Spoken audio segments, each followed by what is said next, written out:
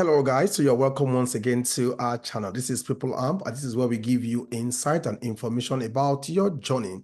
And this particular video is for those who are applying for the EB1A and EB2-NIW. So there are several times in which people ask me that question: what is the current approval rate of the EB1A and EB2-NIW? So in this video, I'll be showing you the data trend, particularly for 2024, that tells us what has been the approval rate for the EB1A and EB2-NIW. And if you're not aware, right, so the USCIS actually have a cycle today, and the cycle is between the September of the previous year to the August of another year. So which means the cycle runs within that particular period. So which means that by July 1st now, July, August, September, we'll be going through the last quarter of the year. However, the data for quarter one and quarter two has been released. So I'll be going through that to show you the current trend that's going to make this very interesting for you. So now pay attention and you will see some interesting facts. And towards the end, what I'm going to be showing you is that I'll be telling you, what does this mean to you? What action should you take? What are the things that are very much important to you that you need to pay attention to?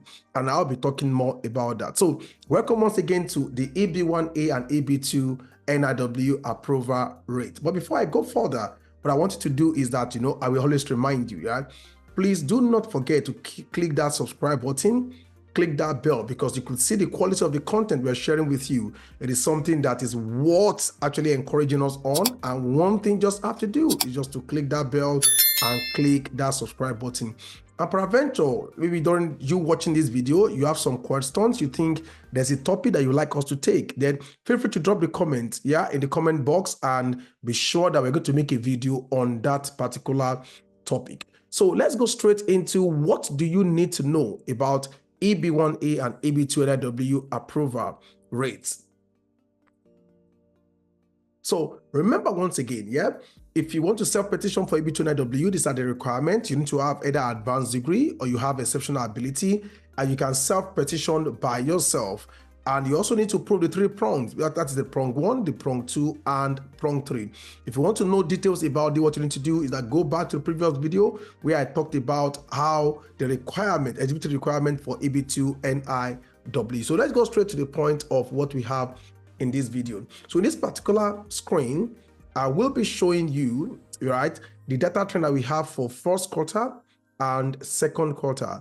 So you could see this column here. I try to highlight them for the ease of your view. So the highlight blue here is the one for EB1A, because for EB1 category, there are 3 sets. There is the E11, which is what we call EB1A, there's EB1B, there's EB1C, that is coded as E11, E12, and E13. But for the focus of this video, we'll be talking about the EB1A and also the EB2-NIW. So there are 2 types of EB2. There is a professional with an advanced degree, the one that employer actually filed for you, which is the E21, and the second one is what we call the EB2-NIW. So we'll be focusing strictly on the blue line and also the green line. So this shows the quarter, right? These are number of applications received, and this is the application that has been approved. These are the applications that are denied, and these are currently the pending cases. There are some parts of this I want you to pay strong attention to, because they are very important in what I will be talking about. So let's just check this and be sure that we have clarity on what is showing up here. So what you see here is, let me explain this. So anytime you see receipts, which is what you see here on this column here, now it is the number of new applications that is received and entered into the case tracking system during the period. For example, in quarter 1, the total of 55,000 applications was received, which means individuals, 55,595 people actually sent the application to USCIS, and it got into their system for quarter 1.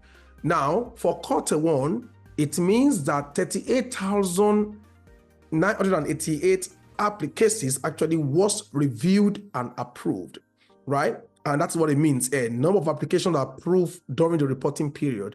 Now, the denied column is telling you that these are number of applications that are treated, but they are being denied, right? So I want you to pay attention to this receipt, number 1, number 2, approved, number 3, denied, and the last one you should pay attention to is what we call the pending cases. Now, the pending cases means that when some applications are submitted, right, some of them are approved, some of them are already in the pool, some of them are denied, right? However, at the end of the cycle, there are many applications received that are not treated.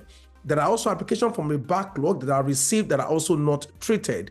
Those ones now becomes the pending cases. So which means that 72,000 cases at the end of Q1 are in the pool, they are not yet treated, which means they have not been approved, they have not been denied, and they are not treated.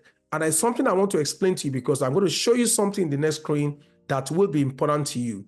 Now, it means that the cases approved and the cases denied, they are the one that you can call the treated case. I hope I'm able to spell it rightly. So they are the one that you call the treated case. So when I mention the treated case, they are both the received, they are both the approved and also the denied. So which means that if a case is approved, it means it's treated. If a case is denied, that it means that it's also treated, right? So we can easily look at both approval and denial to understand the total number of treated cases by USCIS. So I'll be showing you something in subsequent screen now that's going to give you clarity on that. So this tells you this is the result for Q1 and this is the result for Q2. Now, analysis of these two together will give you a lot of insight into what is happening currently to application that we have in the pool and the approval rate. Now, if I take a percentage, if I had approved and denied together, that tells me total number of treated cases. Now, if I say approved divided by approved plus denied, that gives me percentage of the approval rate, right? I hope you get that. Like that's what we have in the poll today. So you will see exactly the progress of what is happening today. So I'm now looking at the screen where I'll be talking about treated cases. Now, treated cases becomes important because I want to see the trend of treated cases to see the performance and the efficiency of USCIS. So in Q1, 43,000 cases were treated. And in Q2, 48,000 cases were treated, which means there were 4,000 difference, 4,800 difference, right? More in number of application treated. So I can say there seems to be an improvement in number of cases being treated by USCIS. If I also look at the EB1 category, EB1 category cases that were treated in Q1 is 4,079. Q2 is 4,452. And difference also is a positive of 370, which means there is more than close to 400 cases that are more treated in Q2 for EB1 compared to EB2.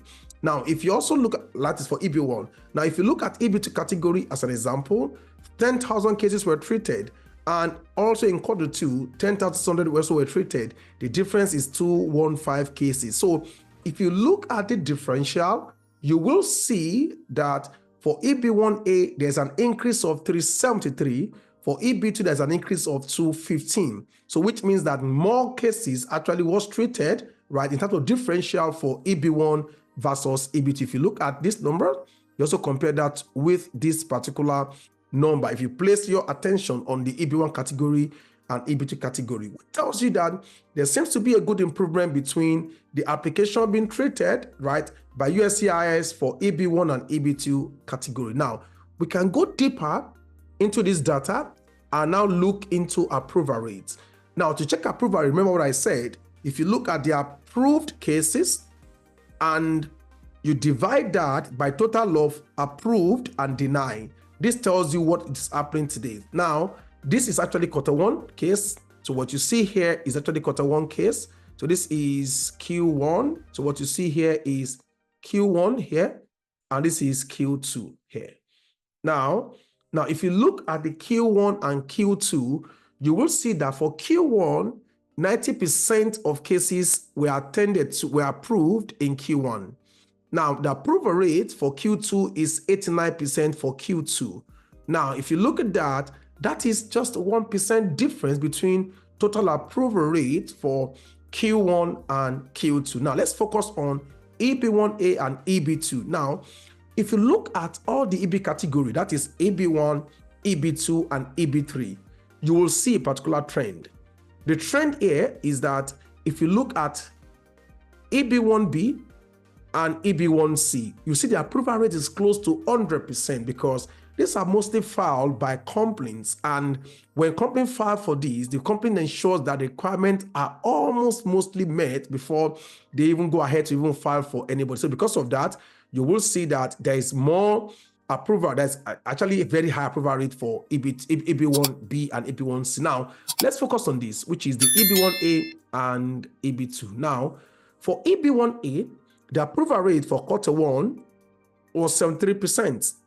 The approval rate for quarter 2 is 71%, which means that there's a drop of 2% between the approval rate of quarter 1 and quarter 2. Now, when we look at data for quarter 3, it gives us an idea whether there's a decreasing trend or this is just like a one-off thing. So we need more data to be able to prove that, like over time. Now, let's look at the EB2 as an example.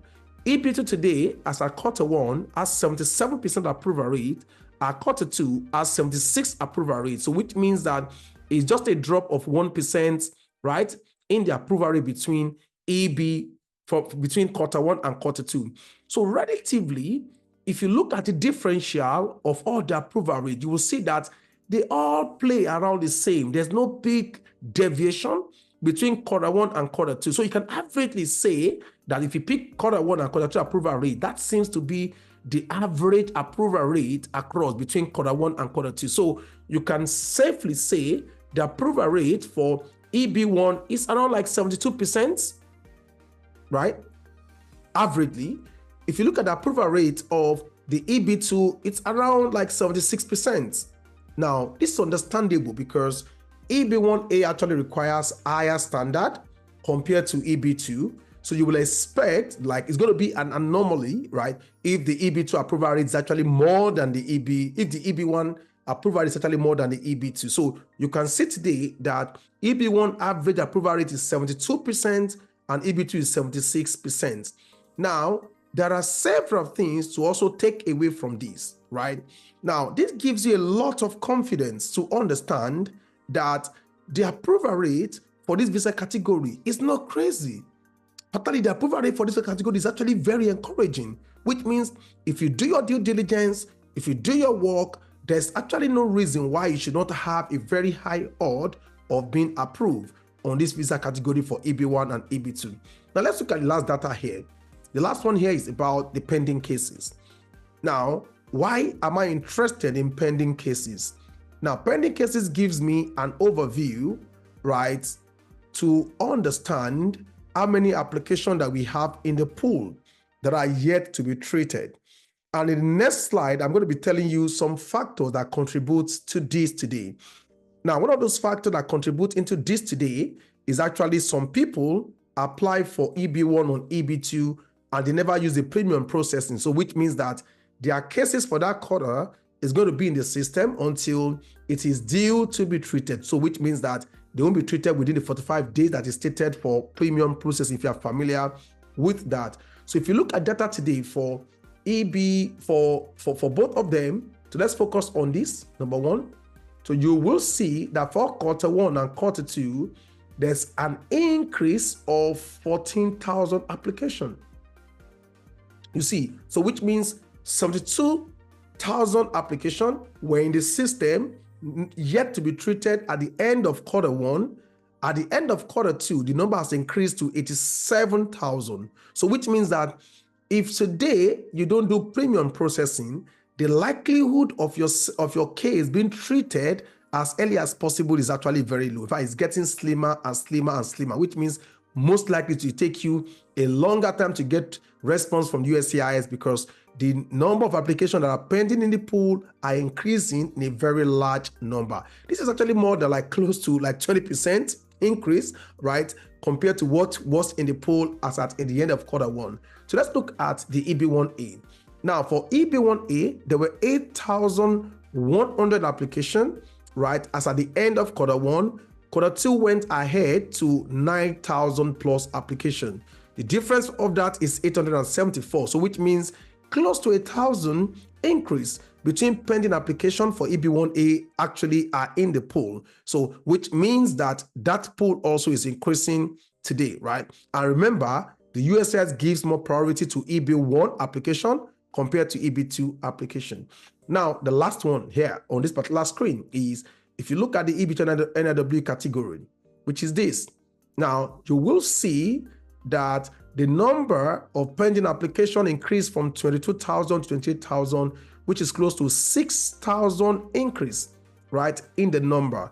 If you compare this to this, you will see that this is almost like, should I say, almost like 15%? It's like almost like 15% of that, of an increase of what we have in EB1A is what we have actually for the EB2-NIW, which is almost like 600% increase difference between what we have for EB1A and EB2-NIW. So there's now 6,000 more applications that are yet to be treated, pending application for EB2-NIW, which means that I will not advise anyone who truly need a response from USCIS not to use the premium processing, because the pending cases in the pool, they are actually increasing per time. And that is what this particular screen tells you today. Now, if you want to have a view of the overall of how the result really looks like, this is exactly what you see today. So you could see the number of treated cases, the difference in that tells us that there are more of treated cases, right, for quarter one, but for quarter two, more than quarter three, which means that there's an improvement in the absolute number of cases treated by USCIS for quarter two, more than quarter one. Then the approval rate, it also tells us that there seems to be relative stability of approval rate between quarter one and quarter two. There's no sharp increase, there's no sharp decrease. The maximum difference actually is like 3%, so most likely 1%, 2%, which means that averagely the approval rate is doing something relatively stable, right? So you can see that today. And the last one is on the pending case. You could see that across board, there's an absolute increase in number of pending cases we have in the system in quarter two, more than what we have in quarter one. So pay attention to this data because it really helps you a lot. Now, so if you look at this current screen talks about the application received and also the approval of the application based on the country of birth of the beneficiary.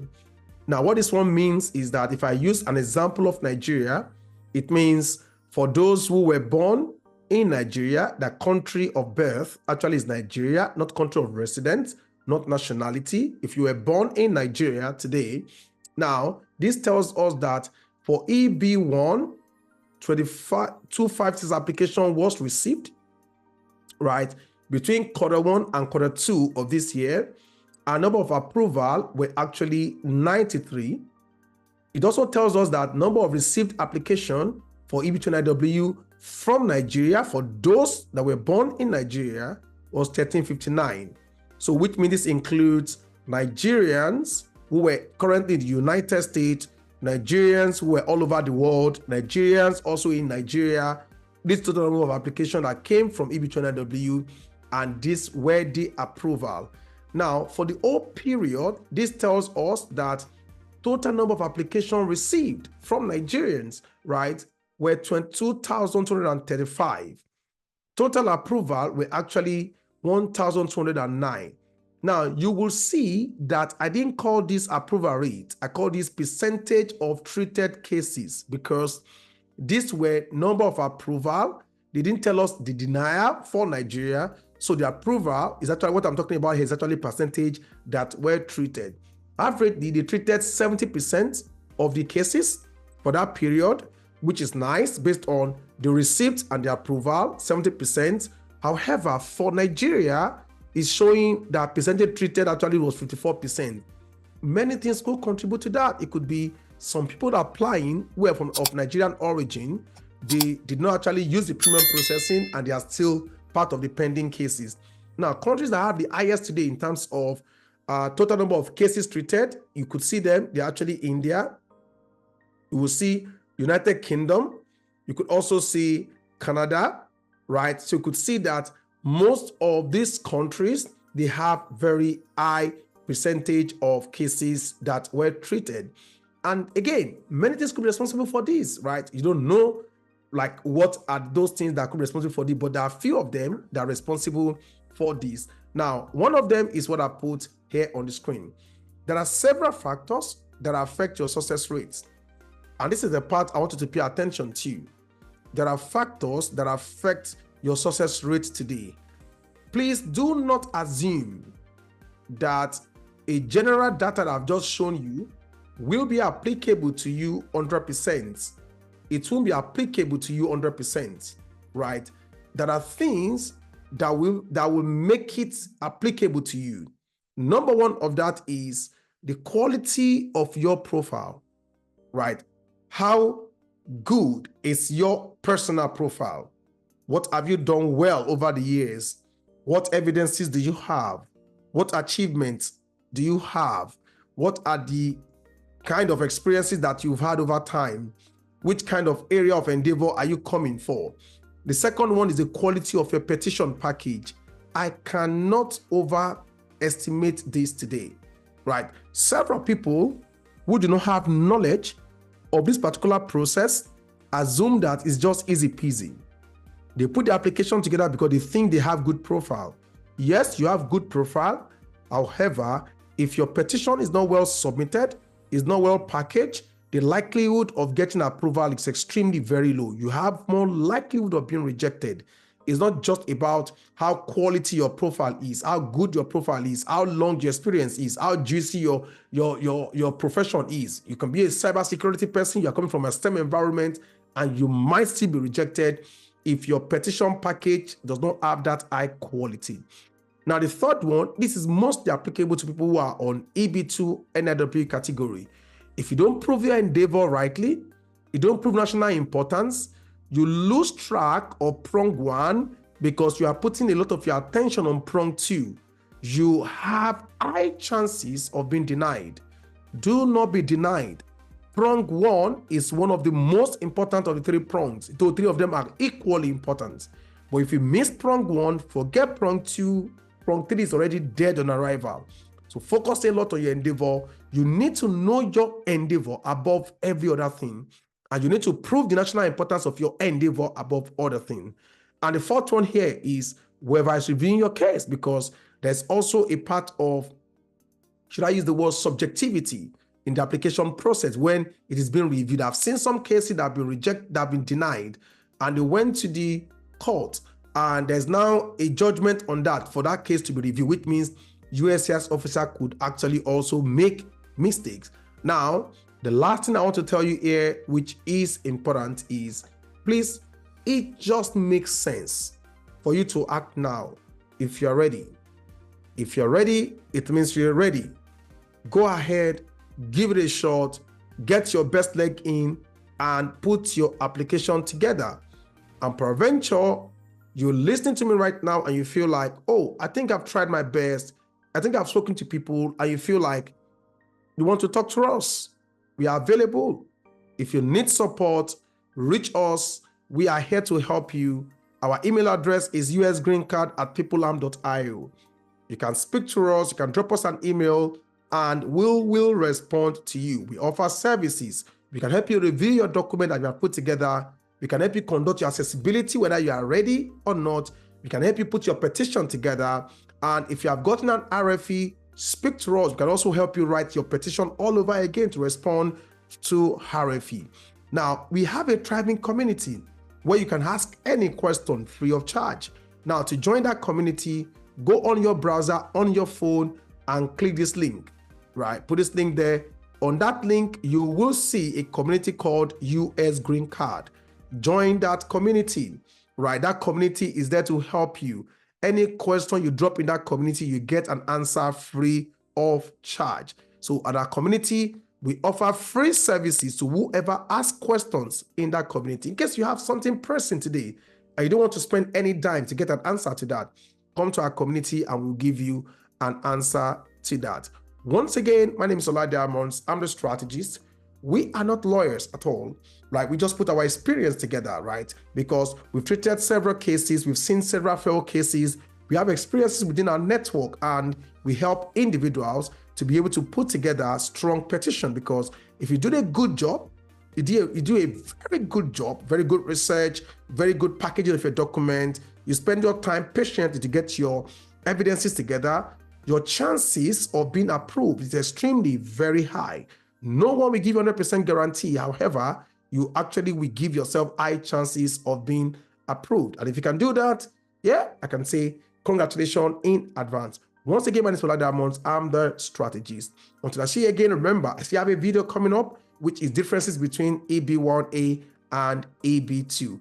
If you have not watched the first one or what is common between EB1A and EB2, go back to my last video where I explain 7 things that is common to EB1A and EB2 before you make a decision on which one to do. So guys, peace out and live life without borders, right?